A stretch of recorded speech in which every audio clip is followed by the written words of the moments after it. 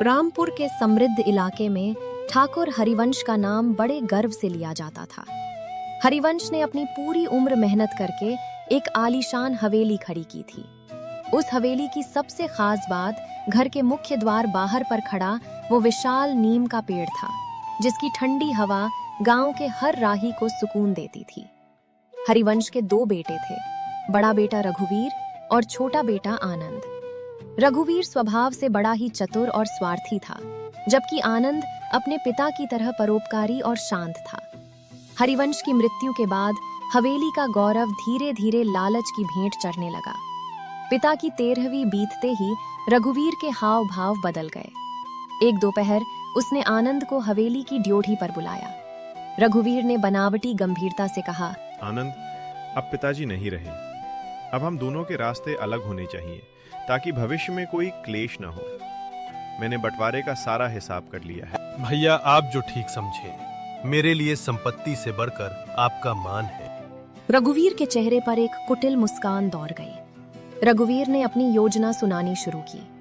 हवेली का बंटवारा। आनंद देखो, हवेली के अंदर के सारे पक्के कमरे, दालान और पिछला हिस्सा मेरा होगा। तुम अभी जवान हो और कहीं भी गुजारा कर सकते हो, इसलिए तुम्हारे हिस्से में इस आलीशान हवेली की खुली छत आएगी। बाहर वाले पेड़ की चालाकी। ड्योढ़ी के बाहर खड़े उस विशाल नीम के पेड़ की ओर इशारा करते हुए रघुवीर बोला, घर के बाहर का ये जो पेड़ है, इसका ऊपरी हिस्सा यानी पत्तियां, टहनियां और इसकी छाया मेरी होगी, लेकिन इस पेड़ की जड़ें तुम्हारी होंगी। याद रहे, जड़ें तुम्हारी हैं, तो इसे हर दिन पानी देने और इसकी खाद का ध्यान रखने की जिम्मेदारी भी तुम्हारी ही होगी। अंत में रघुवीर ने घर की सारी सोने की मोहरें और नई नकदी अपने पास रख ली। आनंद के हाथ में एक पुरानी थैली थमा दी, जिसमें पीतल के कुछ काले पड़े पुराने सिक्के और एक जंग लगी चाबी थी। बंटवारा होते ही रघुवीर का चेहरा पत्थर जैसा हो गया। उसने आनंद का सामान बाहर आज फेंकते से तुम हुए हवेली कहा, के अंदर कदम नहीं रख सकते। सीढ़ियों का रास्ता बाहर से है, सीधे छत पर जाओ।